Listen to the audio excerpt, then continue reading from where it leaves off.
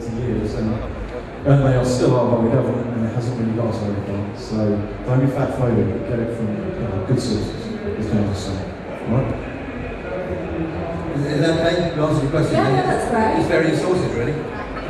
Any other questions? Thank you, Dan. Hi, very interesting, thank you. After a weight training session, you've depleted glycogen levels. What would be your advice on what to drink and eat after a session? Is a weight training to gain muscle size? Yeah. I think keep it simple.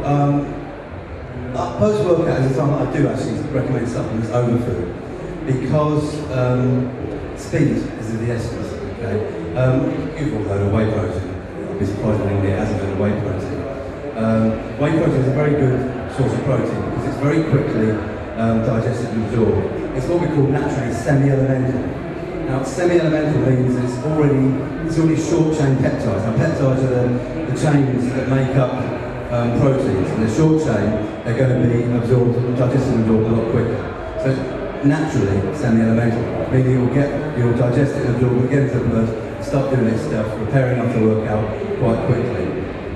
That's protein. You mentioned the glycogen levels that are obviously depleted, and if you want to recuperate for the next workout. Incidentally, just aside from that for the moment, one of the most common questions I get is what can I take before a workout to fuel me for that workout, because I'm feeling so tired and exhausted at the end of the workout. Well, I go back a stage with that. My advice would say, look at your post-workout nutrition, because the best time to fuel for a workout is after your previous workout.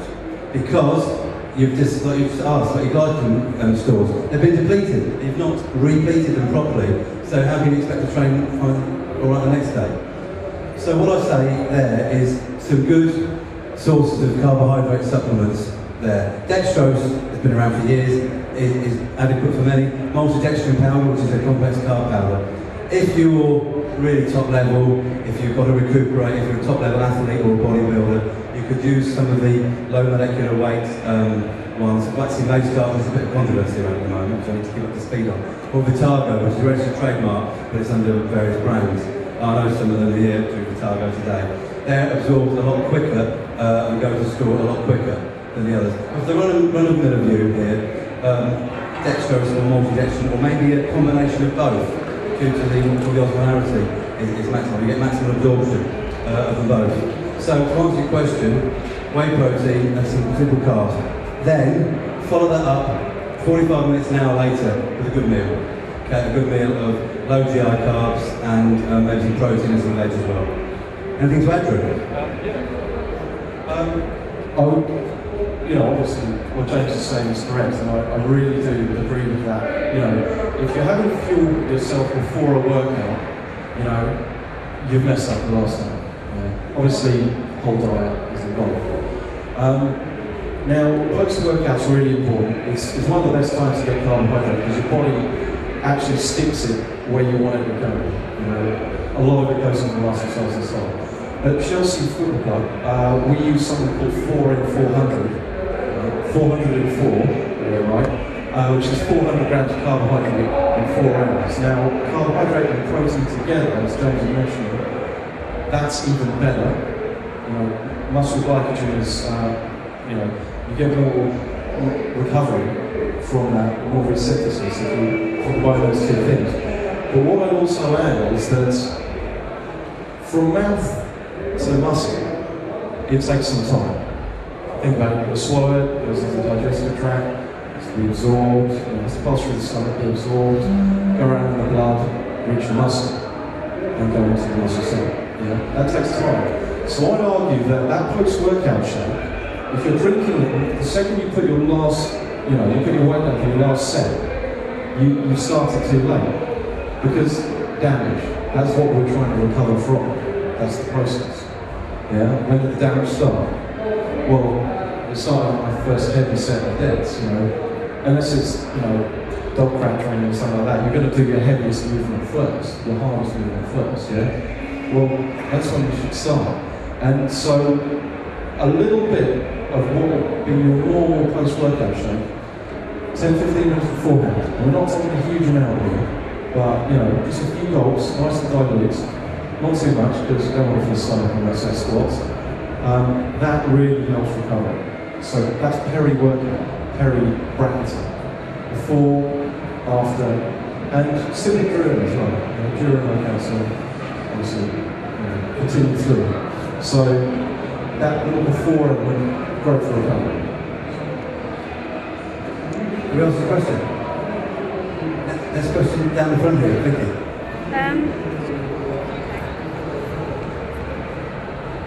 I find it hard to put on weight because my metabolism is just crazy. And regardless of how much I eat or what I eat, I can never keep it on. My metabolism is just...